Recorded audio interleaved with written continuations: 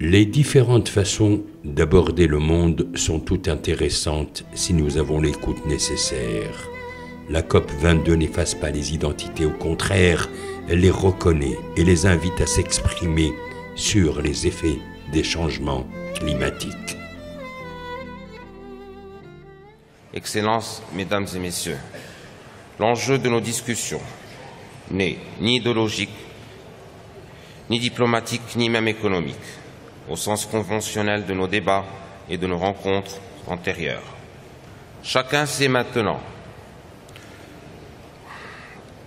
que la menace est planétaire et qu'aucune nation, aucune région, aucun continent n'échappera aux conséquences du dérèglement climatique. L'univers est régi par les lois secrètes de la nature et non du déséquilibre climatique. Au contraire, une harmonie perpétuelle doit s'en dégager. Tel est le rôle de la sauvegarde du patrimoine culturel immatériel lié à l'artisanat. Notre planète fait face à un défi de plus en plus grand, celui des déséquilibres climatiques. Ces déséquilibres climatiques qui vont en s'accentuant avec tous les effets négatifs qu'ils ont sur la vie des populations. Et il est donc nécessaire d'en prendre conscience, bien sûr, et puis surtout de mener des actions efficaces contre ces déséquilibres climatiques. Et parce que finalement, quand on pense environnement, on pense aux générations futures.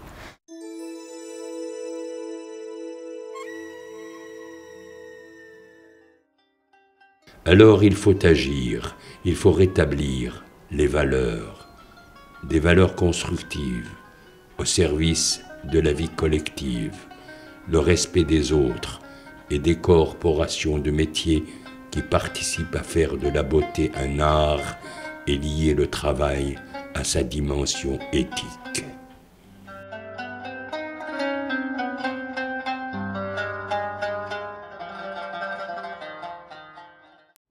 La responsabilité de l'UNESCO est de soutenir les États membres à la mise en œuvre de leurs obligations qui découlent de la signature des différentes conventions internationales. Au Royaume du Maroc, l'UNESCO travaille étroitement avec le ministère de l'économie sociale et solidaire. Et justement, on a signé un accord cadre en 2015 pour soutenir le ministère dans leur rôle pour la valorisation de l'artisanat, du patrimoine immatériel, et pour soutenir le ministère d'une façon technique pour la mise en œuvre de cette convention de 2003. Une des priorités de cet accord cadre qui a été signé avec le ministère est justement les effets climatiques sur l'artisanat, le changement climatique, une des priorités qui maintenant sont à jour avec la tenue de la COP22 ici au Maroc. Les plantes utilisées pour la confection de ces objets artisanaux, la vannerie, est très proche de la culture du palmier dattier. Cependant, d'autres plantes interviennent, à l'instar du smar, le jonc et le halfa, l'alfa, qui sont des plantes endémiques au Maroc. Leur récolte se fait au printemps.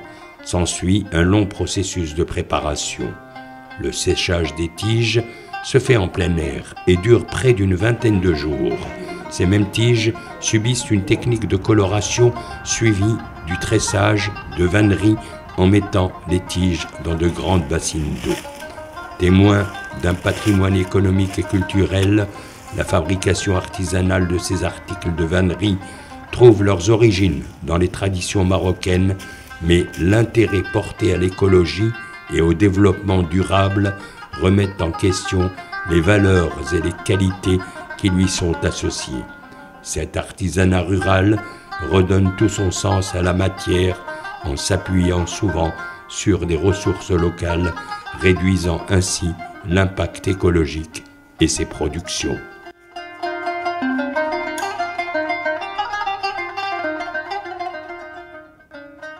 Plus ancien que la céramique, l'art de la vannerie, qui qui consiste à tresser des fibres végétales pour réaliser des objets très variés, remonte à plus de 10 000 ans.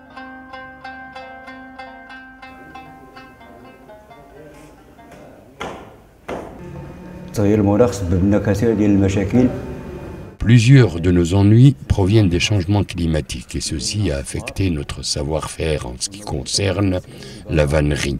Nous parlons entre autres des matières premières, le smar, les colorants, le sda. Il est indispensable que les autorités et que les politiques interviennent au risque de voir ce métier disparaître à jamais.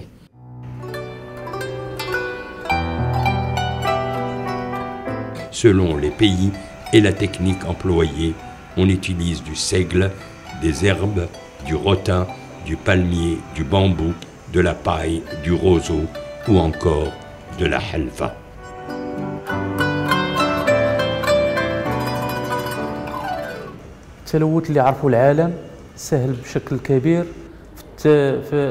La pollution que connaît le monde entier a contribué à la désintégration de plusieurs métiers.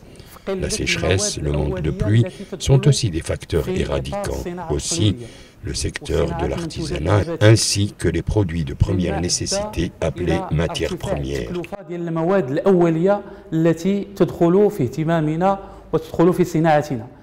Il y a eu aussi une hausse de prix. C'est pour cette raison que les matières premières comme le rotin, le rosier, le smar, la alpha sont devenues rarissimes.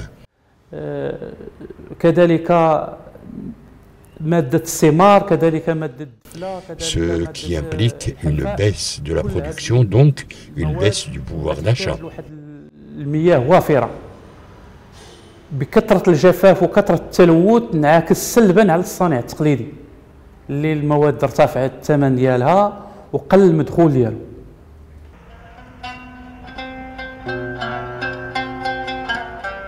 Réputé à travers tout le pourtour de la Méditerranée, les cordages, paniers et autres tapis ont permis de maintenir des échanges commerciaux et une activité économique régulière dans ces régions au climat inhospitalier.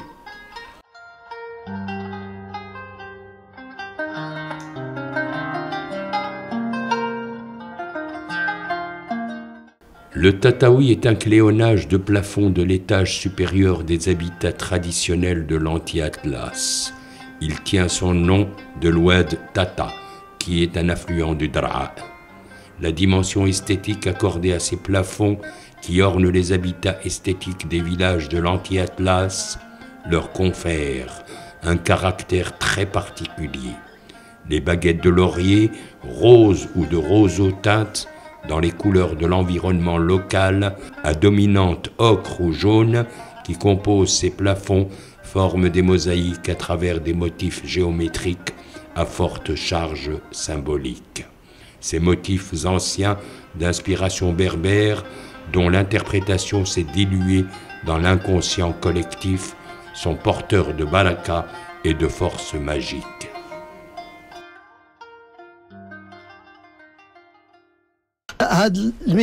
Ce métier est en train de mourir. Et mon seul souci, c'est de le laisser vivant pour qu'il soit transmis aux autres générations. C'est notre empreinte dans le Maroc et le monde entier. Comme a dit le roi Mohamed V, que le Dieu bénisse son âme, notre race signifie notre présence et cette race signifie le Maroc.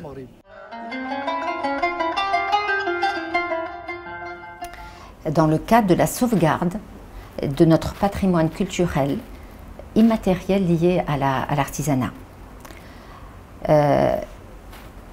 Pour intervenir dans la réduction des gaz à effet de serre, nous avons certaines activités comme par exemple les activités de poterie.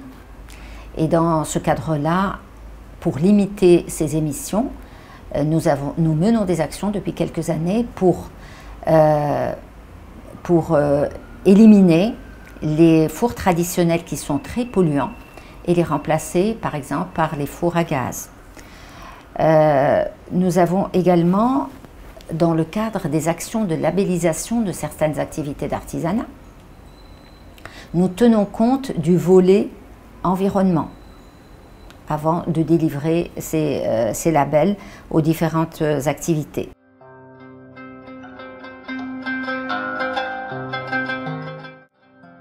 Les villes du royaume du Maroc ne se livrent pas tout de suite. Des cités où il fait bon vivre, où une alchimie secrète s'est établie entre la vie des sens et celle de l'esprit.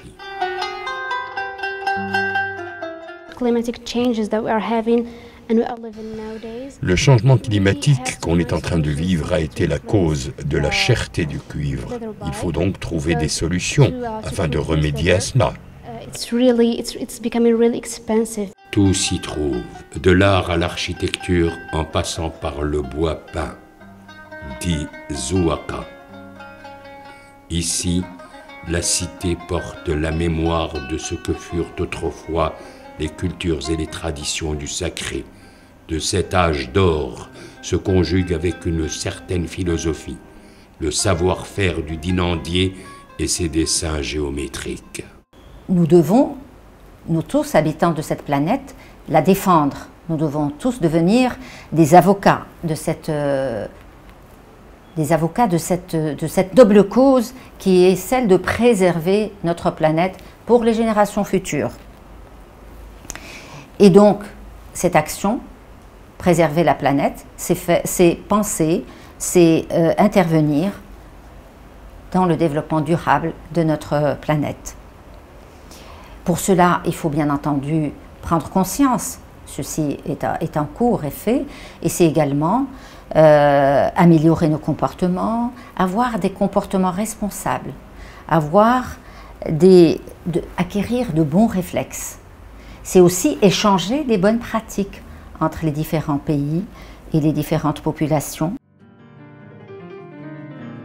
Beauté, art de vivre, écologie, convivialité, enrichissement du quotidien, tous ces éléments nous sont indispensables à travers parfois leur plus simple expression.